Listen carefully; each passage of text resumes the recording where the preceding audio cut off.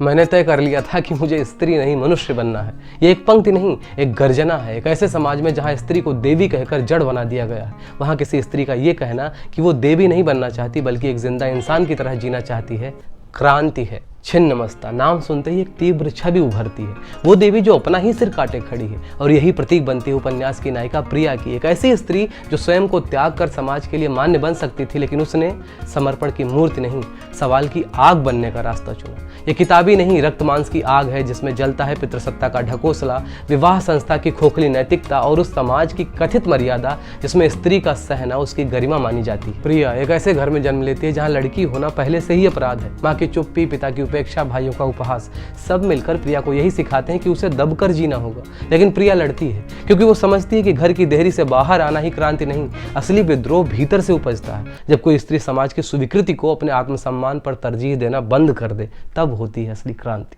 ये उपन्यास जरूरी इसलिए है क्योंकि ये सिर्फ उन स्त्रियों की कथा नहीं है जो इज्जत के नाम पर शोषण को कर्तव्य मानती रही और जो जानती रही कि वे क्या खो रही हैं, पर सामाजिक लांछन से डरकर चुप रही। प्रिया का संघर्ष सिर्फ आर्थिक या सामाजिक नहीं है, वो अस्तित्व का प्रश्न है। ये केवल प्रिया की कहानी नहीं है बल्कि तमाम स्त्रियां इस उपन्यास में अपनी अपनी आवाज के साथ मौजूद है।